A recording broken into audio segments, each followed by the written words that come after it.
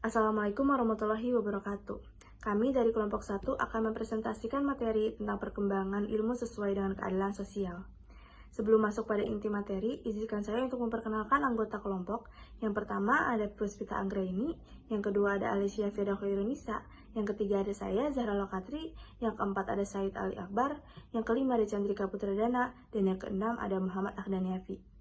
Selanjutnya, saya akan masuk pada inti pada materi kali ini. Pancasila sebagai dasar negara, ideologi negara, dan identitas, juga jati diri bangsa Indonesia haruslah dijadikan pedoman dan acuan dalam perkembangan ilmu pengetahuan serta teknologi. Pada saat ini, dengan adanya arus globalisasi yang semakin deras, dapat mengikis dan melunturkan nilai-nilai luhur yang telah dianut oleh bangsa Indonesia. Pada sila 5 sendiri yang berbunyi keadilan sosial bagi seluruh rakyat Indonesia, mengartikan bahwa kemajuan iptek harus dapat menjaga keseimbangan keadilan dalam kehidupan kemanusiaan, yaitu keseimbangan keadilan dalam hubungannya dengan dirinya sendiri, manusia dengan Tuhannya, manusia dengan manusia lain, serta dengan masyarakat, bangsa, dan negara, serta manusia dengan alam lingkungannya. Di sini aku akan jelasin tentang perkembangan ilmu pengetahuan dan teknologi, yaitu iptek, di Indonesia yang sejalan dengan keadilan sosial mencakup beberapa aspek. Nah, di sini aku akan nyebutin 2 dari 4. Berikut itu aspeknya, yaitu salah satunya aksesibilitas, yaitu peningkatan aksesibilitas terhadap iptek bagi seluruh lapisan masyarakat adalah salah satu prinsip keadilan sosial. Pemerintah Indonesia telah berupaya meningkatkan kehadiran infrastruktur teknologi informasi dan komunikasi, yaitu TIK, di seluruh wilayah termasuk daerah terpencil dan pedesaan. Hal ini memungkinkan masyarakat yang sebelumnya terpinggirkan untuk mengakses informasi, pendidikan, dan layanan kesehatan melalui internet. Yang kedua, yaitu pendidikan inklusif, yaitu peningkatan akses dan kualitas pendidikan di bidang iptek, terutama bagi anak-anak dari kelompok sosial ekonomi rendah, merupakan langkah penting dalam mencapai keadilan sosial. Pemerintah menyadari pentingnya peningkatan kurikulum yang inklusif dan memperluas program beasiswa untuk memastikan bahwa semua anak memiliki kesempatan yang sama untuk mengembangkan kemampuan di bidang iptek. Wassalamualaikum warahmatullahi wabarakatuh. Selanjutnya, riset dan pengembangan berkelanjutan. Pemerintah Indonesia mendukung riset dan pengembangan dalam berbagai bidang iptek yang berfokus pada kepentingan sosial. Misalnya, dana dan insentif diberikan kepada para peneliti yang melakukan penelitian yang mana berpotensi memberikan manfaat langsung kepada masyarakat, seperti bidang pertanian berkelanjutan, energi terbarukan, dan kesehatan masyarakat. Selanjutnya, kewirausahaan sosial. Pemerintah mendorong kewirausahaan sosial yang berpartisipasi iptek sebagai sarana untuk mencapai keadilan sosial. Program-program dan insentif diberikan kepada inovator dan pengusaha sosial yang mengembangkan solusi teknologi yang dapat mengatasi masalah sosial seperti kemiskinan, pengangguran, dan ketimpangan akses terhadap pelayanan dasar. Selanjutnya, kolaborasi internasional. Indonesia berpartisipasi dalam kerjasama internasional di bidang iptek untuk mengembangkan kapasitas dalam menghadapi tantangan global.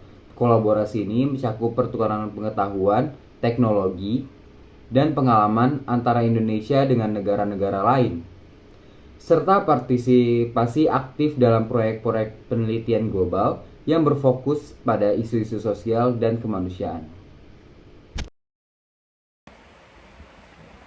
Berikut adalah beberapa contoh perkembangan ilmu pengetahuan yang sejalan dengan keadilan sosial di Indonesia.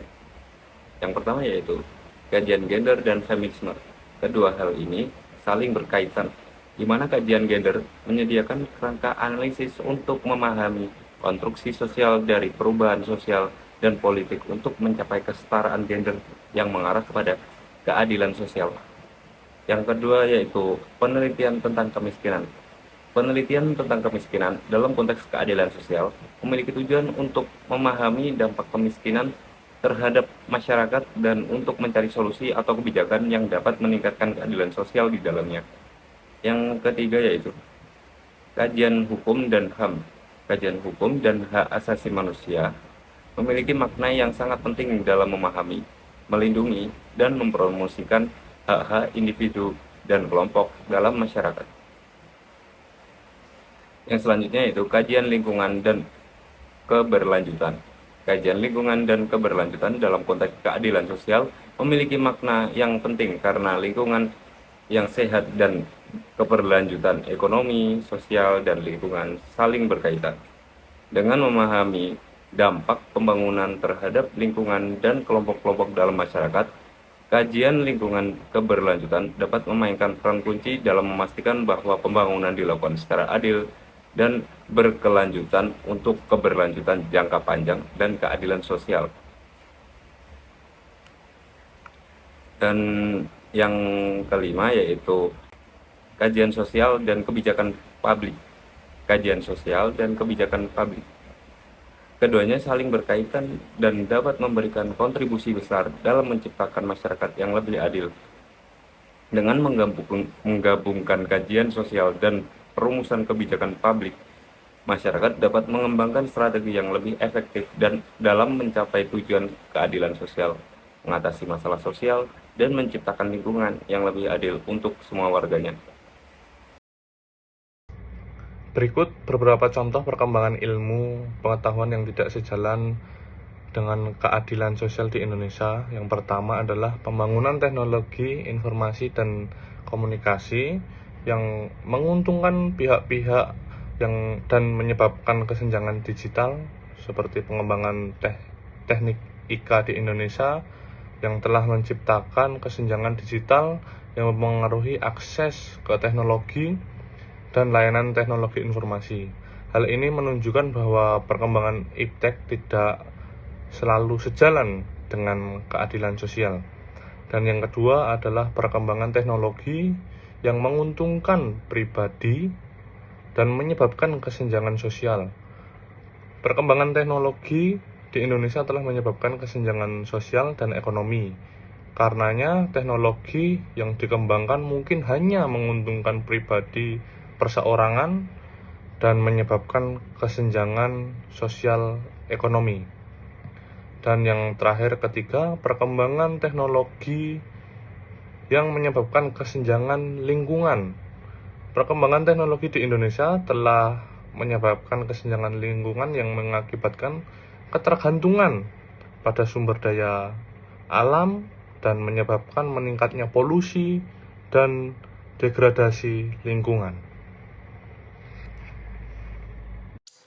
Selanjutnya, saya akan menjelaskan hasil kesimpulan dari kelompok kami yang telah dijelaskan dan dipaparkan oleh teman-teman saya sebelumnya. Kesimpulan dari pengembangan ilmu yang terdapat pada sila kelima antara lain adalah perkembangan ilmu pengetahuan dan teknologi atau sering kita sebut dengan iptek di Indonesia telah memberikan dampak positif maupun dampak negatif di lingkungan masyarakat. Namun, tidak ada bukti konkret yang menunjukkan bahwa perkembangan iptek itu sendiri sudah sejalan dengan keadilan sosial di Indonesia. Pancasila sebagai dasar negara atau ideologi negara Indonesia harus menjadi acuan dalam pengembangan iptek. Setiap ilmu pengetahuan dan teknologi yang dikembangkan di Indonesia haruslah tidak bertentangan dengan nilai-nilai Pancasila itu sendiri dan harus menyertakan nilai-nilai Pancasila sebagai faktor internal. Hal ini menunjukkan bahwa perkembangan iptek harus memperhatikan nilai-nilai Pancasila dan prinsip keadilan sosial. Sekian kesimpulan dari kelompok 1 dan presentasi dari kelompok kami. Apabila ada kesalahan kata, kami mohon maaf dan Assalamualaikum warahmatullahi wabarakatuh.